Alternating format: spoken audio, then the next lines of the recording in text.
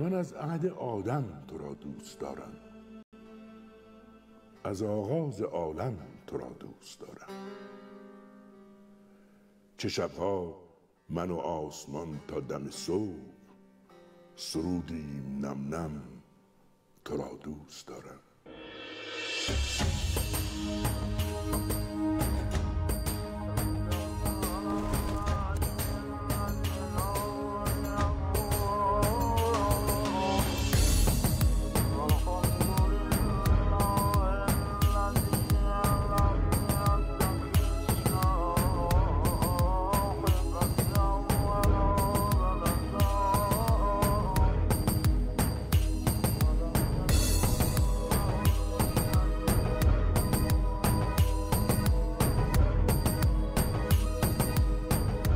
بدانید که قلب‌ها فقط با یاد خدا آرام می‌گیرند. الا بذکر الله تطمئن، الا بذکر الله تطمئن. بسم الله الرحمن الرحیم. الهی انت کما احب فاجعلنی کما تحب. خدایا تو آنگونه‌ای که من دوست دارم، پس مرا آنگونه کن که تو دوست داری. به حق محمد و آل محمد صلوات الله علیهم اجمعین. الهی آمین. سلام مردم، هم نفس یاد خدا. الهی که خوب باشین، سلامت و تندرست باشین. خیلی خیلی ممنونم که اینجا هستین و دارین دل میدین به برنامه خودتون یاد خدا. امیدوارم برنامه براتون مفید باشه و همونطور که در جریان هستین، یک شنبه های ما از هفته گذشته با موضوع جدیدی شروع شده. اون هم موضوع جهاد هست از دریچه قرآن و سیره امیر مؤمنان امام علی علیه السلام که متخصص و بلد راهمون هم در این مسیر استاد رمزی اوحدی هستن. یه صلوات بفرستیم و برگردیم گفتگومون رو شروع میکنیم. اللهم صل علی محمد و آل محمد.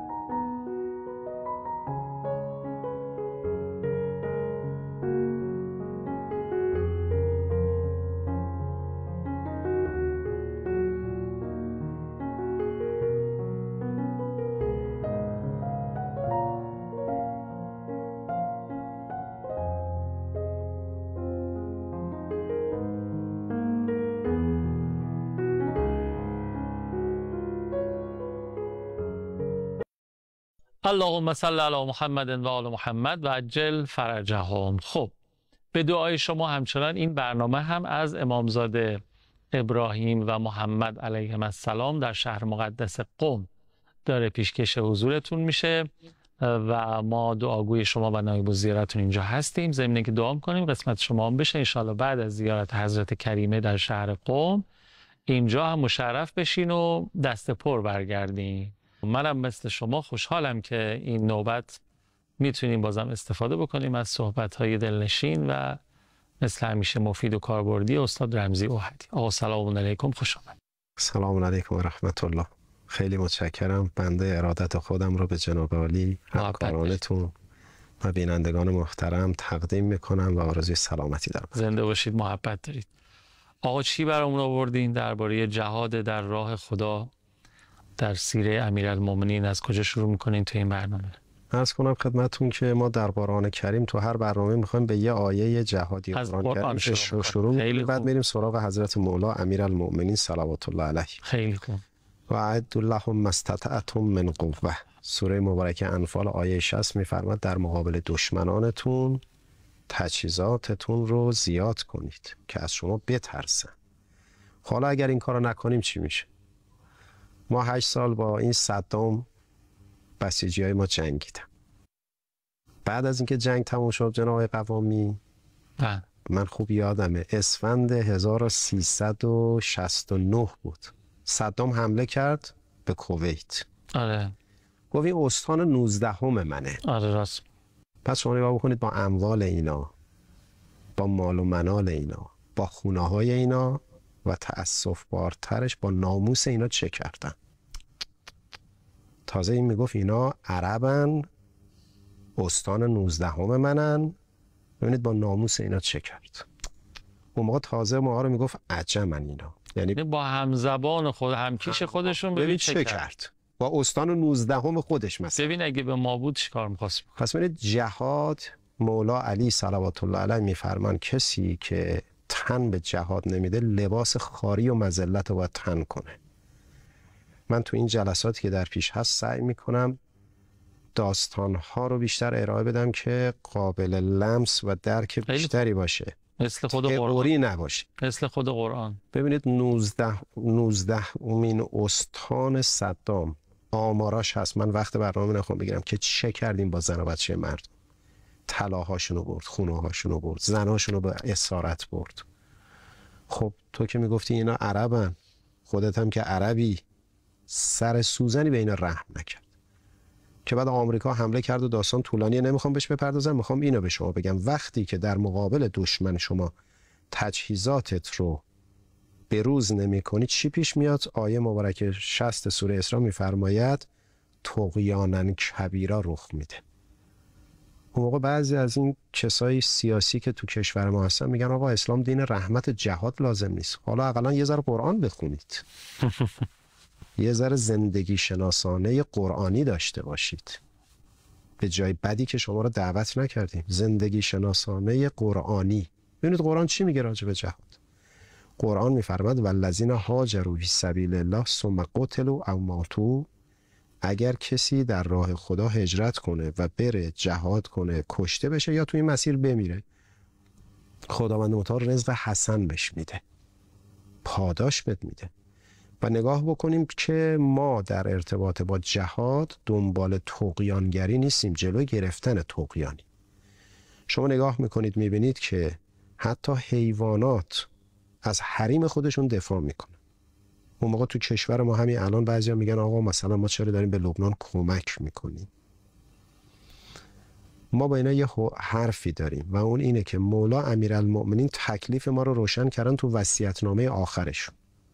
وصیت‌نامه آخر حضرت مولا امیرالمؤمنین میفرمان که دشمن ظالم باش و حامی مظلوم. اصلا قید مسلمان و غیر مسلمان نزده حضرت. یک. دو، حضرت فرمودن این وصیت من برای حسن و حسین و هر کس که وصیت‌نامه من به اون میرسه. بله. خب شما که دیگه تکلیف خودتون رو روشن کنید. بالاخره با این منظومه نورانی که امیرالمؤمنین علی علیه السلام فرموده خودتون رو تنظیم کنید. بعد شما نگاه میکنید میبینید که چقدر دارن جفسازی میکنن بر علیه این وضعیت جبهه مقاومت تو کشور خودمون. شاید برای شما جالب باشه که امیرالمؤمنین علی علیه السلام میفرماد اعتماد به دشمن عامل فریب خوردن انسان. تو کتاب قررالحکم حضرت فرمودن، حدیث 4775. و تو سوره مبارکه نساء هم آیه 102 خداوند متعال یه نکته رو میفرماد دشمنان شما دوست داره شماها نسبت به جبهه مقاومت به جهاد بی تفاوت باشید، سرد باشید، سست باشید، اسلحتون رو زمین بگذارید، توجه نداشته باشید. بعد آیه 102 سوره مبارکه نساء میفرماد هوشیار باشید در مقابل دشمن. این هوشیاری یه بخشش سیاسیه. یعنی چی؟ یعنی ما اذهان عمومی رو بی جهت نگران و دلزده نکنیم نسبت به جهاد. اگر شما زیر بار جهاد نخواهی بری، باید لباس مذلت و خاری و خفت به تنت کنی. و بعد اگر اون میشد الان ما چی داشتیم که باش معامله کنیم؟ از اگه ما این موشک‌ها رو نداشتیم، این بروز بودن تجهیزات نظامیمون که الان دنیا خواهانش، اگه واقعا نداشتیم، سر میز مذاکره آقایون سیاستمدار ما رو چی میخواستن؟ مثلا اینا رو چه حسابی میتونستن بشینن اونجا قدرتمندانه مذاکره کنن؟ الان به اعتبار این نیروی نظامیه که اگرمون خیلی از اینه؟ نه همینه که واقعا همه چی رو داده بود رفته بود. بله. لذا امیرالمؤمنین علی علیه السلام میفرمایند که تو بعض قضیه جنگ به دشمن اعتماد نکن. تو فرازهای مختلفی هم تو نهج البلاغه اومده که حتی حضرت میفرمان وقتی با دشمنت وارد صلح شدی، حضرت میفرمان داری مذاکره صلح میکنی دیگه، نشستی پای میز مذاکره برجام مثلا مصداق امروز، حضرت میفرمان مواظب باش از پشت خنجر بهت نزنه. علی حاله افتادن دستای چدنی و دستکش اخملین و اینا. بله. زیرش یکی از نکاتی که شاید برای شما جالب باشه تو بحث جهاد و جنگ، اینه که امام علی علیه السلام تو جریان جنگ جمل یه تئوری قرآنی رو عملی به ما نشون دادن. چرا ما با اسرائیل می جنگیم؟ چرا با اسرائیل می جنگیم؟ خود جای دیگه هم هستن دیگه، مزاحمت هایی برای ما هست. ما چرا با اسرائیل تمرکز میکنیم؟ چرا جای دیگه حواسمون پرت نمیشه؟ امام علی علیه السلام تو جنگ جمل عملا یه تئوری جنگی رو به ما نشون دادن که اونایی که دنبال بحث جهاد هستن، جلسات رو دارن دنبال میکنن، این آیه قرآن فقاتلو ائمة الکفر، سران کفر رو بکشید. بعد از اینکه شتر رو زدن، این شتر سقوط کرد، تمام لشکر فرار کرد. این نقطه پرگار مهمه مستقر نشه. شما دایره رو که میخواید بکشید، نقطه پرگار باید مستقر بشه. لذا ما تو بحث خاورمیانه بعضی از کشورهای دیگه هم با ما از نظر فکری همسو و همجهت نیستن. به یه معنا دشمن رسمی یا غیر رسمی ما هستن، دشمنای خزنده و نامرئی ما هستن، ولی ما متمرکز روی ائمه کفریم. ائمه کفر کیه؟ اسرائیل. جلال الدین رومی هم حالا به عنوان شاهد مثال میخوام بگم که تو این زمینه یه شعر زیبایی هم داره، ولی اون چیزی که واضحه اینه که تو جریان جنگ همیشه باید اینو توجه داشته باشیم که وقتی شما فرمانده یه لشکر رو میزنید، یه قده چرکینی مثل اسرائیل رو میزنید، خود به خود بقیه‌اش هم ریخته میشه. اون نوچه‌هاشو ایناش هم اونایی که در صدد عادی سازی روابط و فلان اینا بودن دیگه، وقتی دیدن که این انقدر بلدرم میکرد، انقدر ضعیف شد که حالا داره قدرتش فروکش میکنه، دیگه اونا هم کشیدن عقب. نه، یک کاری از این در نمیاد. یاران رسول الله صلی الله علیه و سلم در آخرین آیه سوره مبارکه فتح چیه؟ اشداء علی الکفار. اینا میگن آقا اسلام رحمانی، اسلام دین. پس این آیات چیه آقا؟ یه بار قرآن رو اقلا تو ماه رمضان رو بخونید، با درنگ بخونید، ببینید قرآن چی میگه. شاید هم بعضیاشون خداوند پرده‌ای کشیده به گوش و چشمشون، نمیفهمن، چون خود قرآن هم میفرماد پرده میکشیم به گوش بعضیا. میخونن نمیفهمن، میبینن ولی درک ندارن. آره بعضیا میبینن ولی درک ندارن. آقا میشه آدم ببینه و درک نداشته باشه نفهمه؟ بله. لذا تو فرهنگ قرآن هر کسی نفس میکشه زنده نیست، مگه هر کی نفس میکشه حیات داره. قرآن میفرماد اینا میبینن اما درک ندارن. ما یه فاصله بگیریم، برگردیم باز ادامه میدیم، میشنویم و استفاده میکنیم. بفرمایید.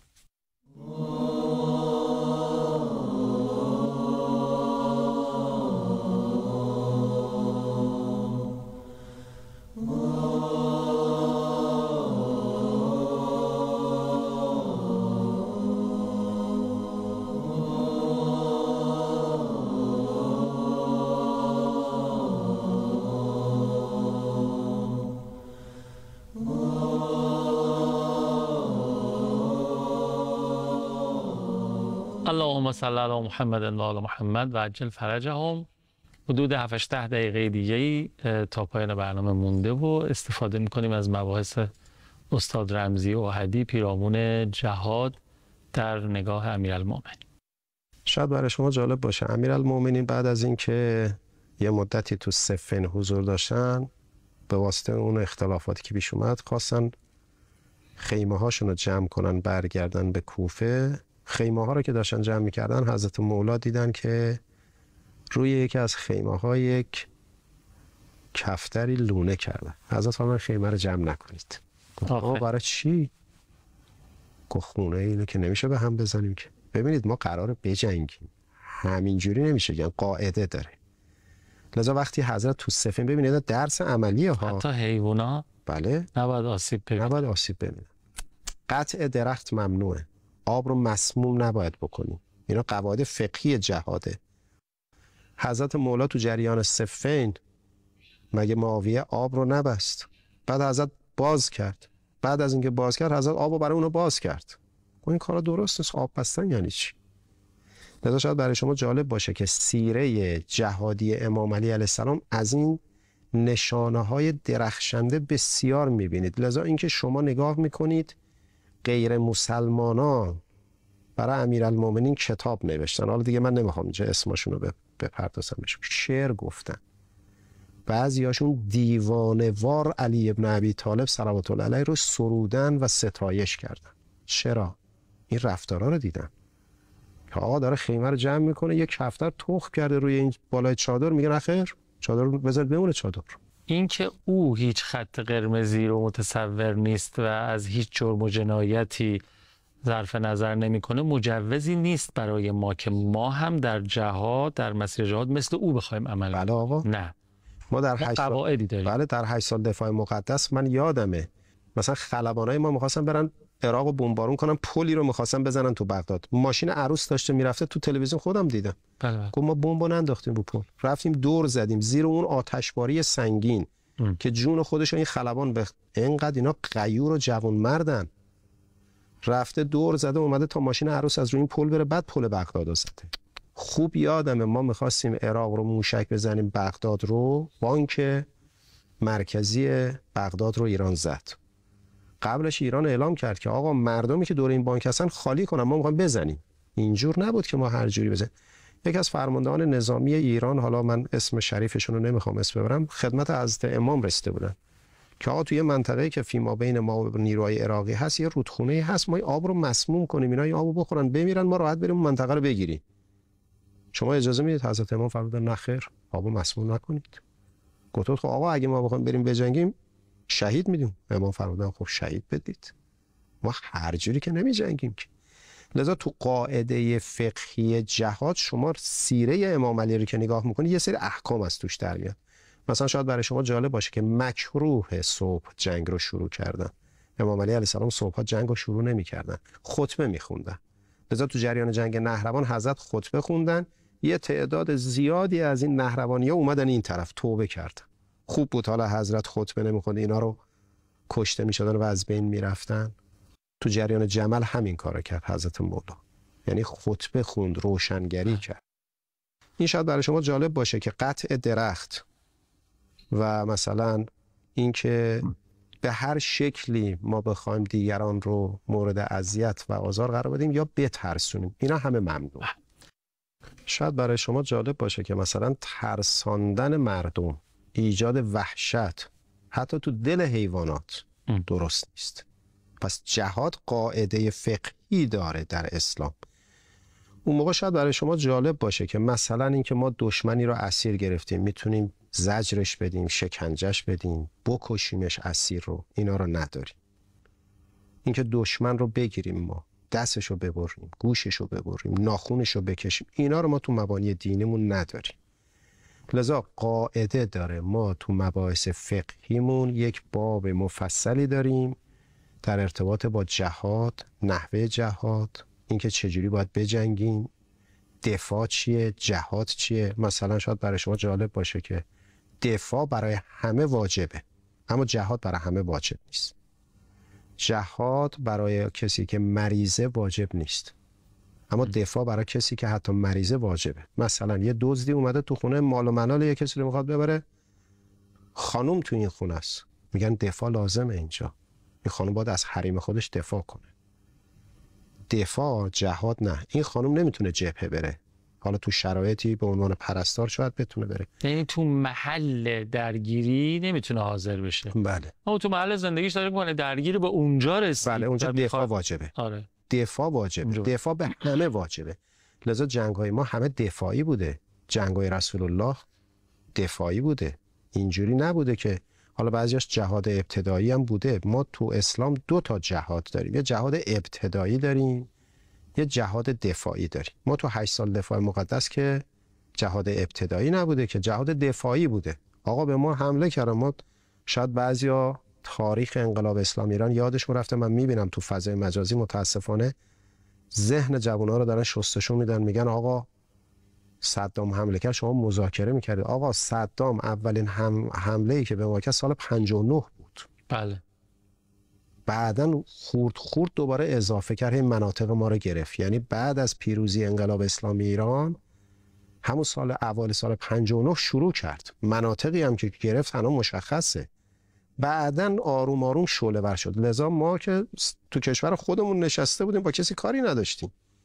اما شما نگاه میکنید اسرای ما رفتن اونجا، خاطرات اسرای ما رو نگاه بکنید. یکی از این سرلشکرای صدام 4 تا سرباز رو از منطقه مرزی ایران که اسیر شده بودن ایرانی‌ها رو سوار هلیکوپتر میکنه که ببره استخبارات بغداد. تو ارتفاع عشقش میکشه این اسرا رو از اون بالا از هلیکوپتر پرت کنه پایین. اسم این 4 تا شهیدم هست. از هلیکوپتر اسیر رو از اون ارتفاع پرت میکنه. این حیوانیت و انسانیت مرز داره. اینا بعضیاشون اصلا بلهم ازلن، یعنی اصلا انسانیت و خدا و پیغمبر و قواعد جنگیدن و هیچ کدوم رعایت نمیکنن. ما تو این برنامه میخوایم چی بگیم؟ منظومه رفتاری و گفتاری حضرت مولا علی صلوات الله علیه با استفاده از منابع مثل نهج البلاغه و سایر کتاب‌های دیگه مطالبی هست رو در منظر چشم بینندگان محترم قرار بدیم که آقا منظومه جهاد در تفکر و سیره عمل مولا علی چی بوده و به چه شکلی بوده که بتونن بینندگان ما دسترسی پیدا بکنن به این ظرفیت. خدا خیرتون بده. خیلی ممنونم، خیلی استفاده کردیم. اجرتون با حضرت امیر. هوامی ندارین؟ سلامتی بود. زنده باشید، محبت دارید همچنین. خیلی ممنونم که برنامه خودتون رو تماشا کردید. راجع به آنچه که در این برنامه میبینید و میشنوید اگه نظری داشتین حتما به 162 شماره عمومی سازمان اعلام بفرمایید. التماس دعا یا حق. خداحافظ.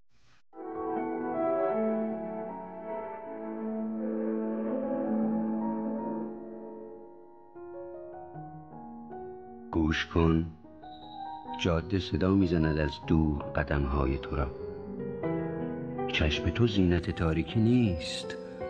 پلک‌ها را بتکن، کفش بپا کن و بیا.